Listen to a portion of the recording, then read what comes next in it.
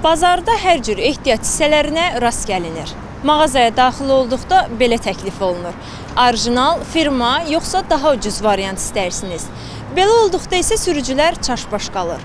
Çünki qarşıya qoyulan ehtiyat hissələrinin hər üçünün qablaşdırılması eyni, fərqi hiss etmək isə qəliz məsələyə çevrilir. Belə olduqda sürücülər nə edir? Qeyri-orijinal ehtiyat hissələrinə tələbat necədir? Bu və ya digər suallarla sürücülərə müraciət etdik. Saxta yoxsa orijinal ehtiyat hissələrinə üstünlük verirsiniz maşında? Əlbəttə orijinal. İndiyə qədər sizə orijinal adı altında saxta satan olub? Xeyr, belə şeylərlə yoldaşım məşğul olur. Saxta ehtiyat hissələrindən indiyə qədər əziyyət çəkmisiniz? Heç sizə saxta ehtiyat hissəsi? Xeyr. Daha çox orijinala üstünlük verirsiniz yoxsa saxtaya elə? Orijinala. Minnətdarıq, çox sağ olun. Orijinal. Aha, bəs indiyə qədər sizə aldadan olub? Məncə yox. Orijinal. Sizə indiyə qədər orijinal adı altında saxta satan olub? Xeyr. Aldadılmamısınız da. Sürücülərə tövsiyəniz nədir? Hansından istifadə eləsinlər? Orijinal ancaq. Orijinal. İndiyə qədər sizə orijinal adı altında saxta satan olub? Yox. Bəs görəsən qeyri-orijinal ehtiyat hissələrindən istifadə etdikdə sürücülərə nə kimi ziyan dəyir? Avtomobilin ömrünü uzatmaq üçün hansı addımları atmaq vacibdir? Suallarımızı peşəkar ustalar cavablandırır. Diqqətlə baxın, əminik ki, hər bir sürücü üçün faydalı olacaq.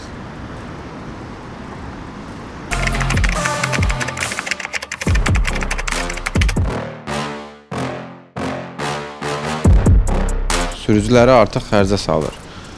Avtomobillərdə məsələn, detalda problem varsa, o qeyri-orijinal ehtiyat hissələri onun daha da artırır problemləri, yəni başqa fəsadlar da verir. Problem var idi, temperatur datçiki dəyişiblər buna, maşın düzgün işləmirdi. Yəni onun üçün də əlavə nə qədər xərcə düşüblər. Nədir məsələ?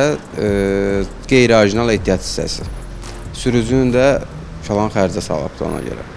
Yəni sürücülər düzdür, sürücüləri də qınamıram, yəni çoxu kopyadır, bilmir. Orijinaldan bəzən seçilmir, onu biz seçə bilirik.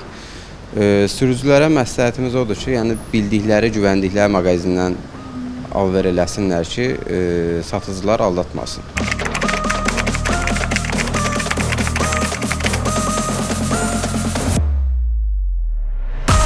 Bəli, əlbəttə mümkündür. O birinci növbədə o kodla olur. Yəni kodla bilinir, onun müştəri özü də internetdə araşdırıb bilə bilər ki, bu orijinaldır yoxsa yox. İkinci növbədə də bəli, filtrlər əsas rol oynayır. Bəzən ona çox da müştəri də fikir vermir. Deyir filtrdir, amma məsəl üçün hava filtri əsas da turbo avtomobillərində, turbosu olan avtomobillərdə böyük problemlər yaradır. Turboda problem yaradır. Müştəri də onun üçün əlavə xərcə düşür. Minlərlə manat, yəni ucuz bir şey də deyil turbo. Ona görə məsləhət görürük ki, hava filtrlərində, yəni normal firmalardan və yaxud orijinaldan istifadə eləsinlər. Yanacaq filtri də həmçinin. Yanacaq filtri orijinal qoyulmayanda benzin nasos öz fəaliyyətini normal yerinə yetirə bilmir. Nasosda problemlər yaranır, farsunkalarda problemlər yaranır, farsunkalar tez tutulur, o şeyin başında naqarlar əmələ gəlir. Ona görə yağ filtri də ki, yəni motorun ürəyidir də, o haqda mən məsləhət görürəm ki, ən azından filtrləri orijinal istifadə eləsinlər.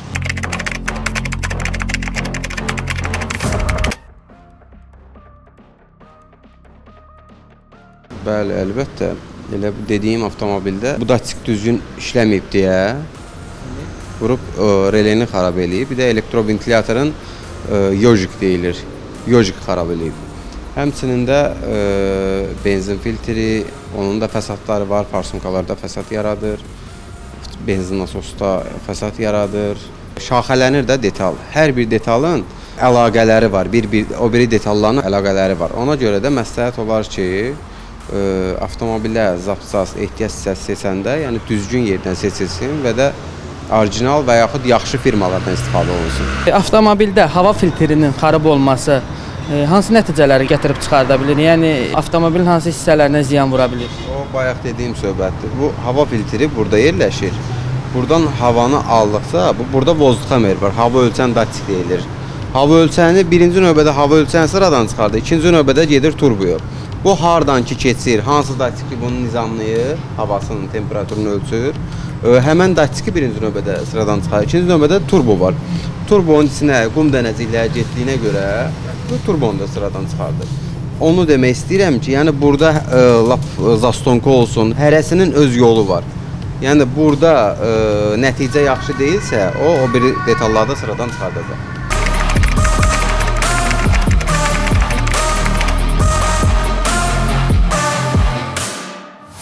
Sürücülər yox, avtomobillərə zərər vurur. Çünki avtomobillərdə o həmin ehtiyat hissəsi dövr edən və yaxud da ki, işlək hissələrdə əlbəttə ki, həm sürücünün cibinə zərər və xeyir olan hissələr də var, amma ən çox avtomobilə zərər dəyir. Çünki avtomobildə bilirsiniz ki, zavod tərəfindən hamısı orijinal ehtiyat hissələri ilə gəlir. Sonradan hər hansı bir problem yaranarsa, sürücü artıq onu öz cibinə uyğun seçimlər etməyə başlayır. Öz cibinə də uyğun olanda bizdə də bilirsiniz ki, əsasən də Azərbaycanda mən avtomobili satacağam deyə bir anlayış var. Hər kəs onun üzərində qurur ki, uzağı bunu mən 1 il sürərəm, ondan sonra sataram. Nəyə görə də orijinal ehtiyat hissəsini mən aparıb 100 manat verməliyəm. Bunu ondan sonra A-klas malla 50 manata, hətta Çin malı ilə və yaxud da ki, ən zirzəmilərdə düzəlmiş ehtiyat hissələrini alaram 20 manata üzərinə qoyanam da. Nəyə görə də 100 manat verməliyəm. Amma bu da heç bir halda qəbul olunan deyil. Çünki Azərbaycanda bugün 5 cür firma malları var. Hamısı da ki, həddən artıq zərərlidir. Heç elə mən misal üçün götürək ki, mühərrik hissədən götürürəm. Mühərrikdə bizi məcbur edirlər ki, xeyr, orijinal ehtiyat hissələri ilə istifadə etməyin. Çünki bundan avtomobilin mühərriyi gəlir 5000 manata gəlir. Amma hansı ki, başqa firma malları ilə 3000 manata gəlir. Bir pilləkən də aşağı götürsək, ondan da 1500-2000 manata başa gəlir. Sürücü bunu hesablayır ki, mən burada 2000 manat zərərə gedirəm. Amma heç də elə deyil. Çünki avtomobildə, mühərrikdə işlənən hissələr mütləq ki, orijinal olmalı ki, ən azından bu 50-100 min kilometr zəmanət alınsın.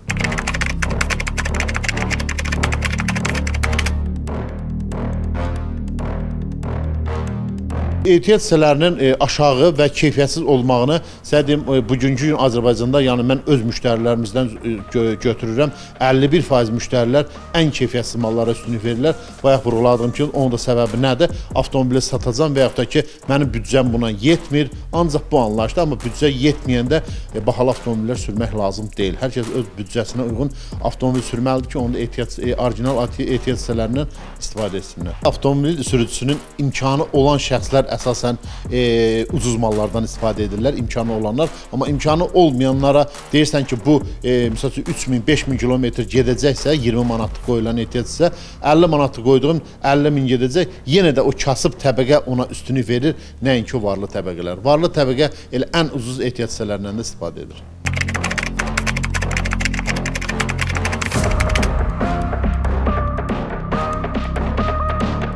Ən çox ön və arxa işlək hissələrdən söhbət gedir, yəni periodok sistemindən avtomobilin.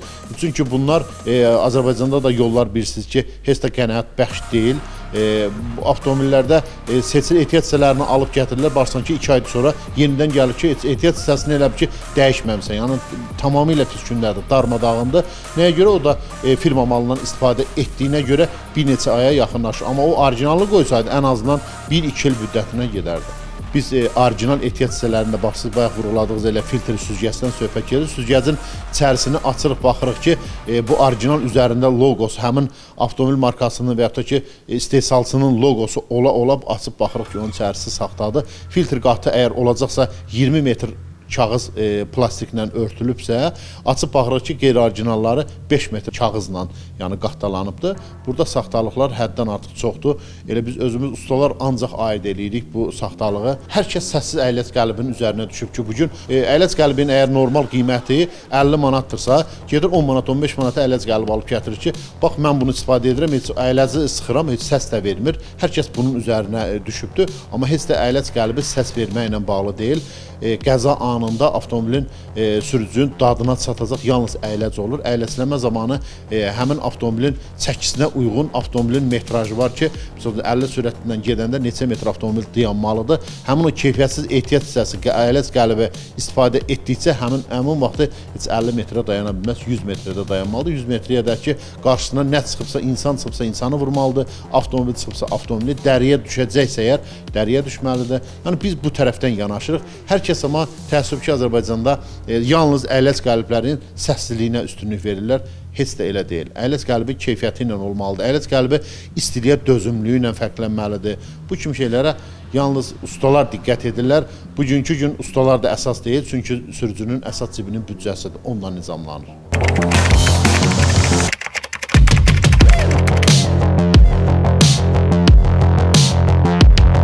Sürücü heç bir halda bunu bilə bilməz. Nəinki sürücülər, heç yeri gələndə ustalar da bunu tam dəqiq bilə bilmir ki, bu ehtiyat hissəsi orijinaldır və yaxud da ki, qeyri-orijinaldır. Hətta gözəlliyə baxanda qeyri-orijinal, orijinaldan da gözəl görsənir. Sürücü heç bir halda bilə bilməz bunu. Yalnız aldığı mağazaya güvənə bilər, aldığı avtomobilin öz servisinə güvənə bilər və bir də ki, zəmanət verə bilər ki, bu ehtiyat hissəsinə bu qədər zəmanət verir. Bugünkü bayaq vurğuladığım kimi o zəmanətdə heç kəs verməz. Çünki Azərbaycanda yollarımız elə yəni qənaətbəxş deyil. Ona görə də kim zəmanət verəcək? Yenə də alıcı alıb gətirir. Usta həmin ehtiyat hissəsinə baxanda ən az bir balacana yön verə bilər ki, bunun keyfiyyətinin nə dərəcədə olduğuna üstünlük verə bilər.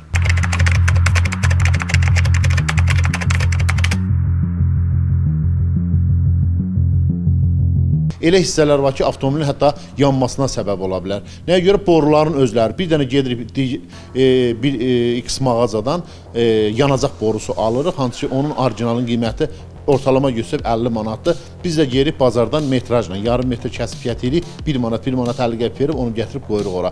Bir gün də baxırıq ki, avtomobil yandı, səbəb nədir bilmədik. Sadəcə olaraq yol gedirdim, avtomobil yandı, amma həmin təzyiqə dözəcək borular var onda. Biz ondan istifadə etmədiyimizə görə gələcəkdə avtomobillərin hətta yanmasına da səbəb olar. O cümlədən naqillərə müdaxilələr, avtomobildə baxırsınız ki, aparaturalar qoyurlar, avtomobilin naqilləri gücə düşür, onunla bağlı avtomobillərdə yanmalar olur. Yəni bu kimi şeylərə diqqət etmək lazımdır. Əsas da nədir? Orijinal ehtiyat hissələrindən istifadə etmək lazımdır. Amma Azərbaycanda da təəssüf ki, orijinal ehtiyat hissəsi istifadə edən sürücülər çox azlıq təşkil edir. Faiz dərəcəsində 20-30%. Qalan hamısı öz cibinin büdcəsinə görə avtomobili təmir edir.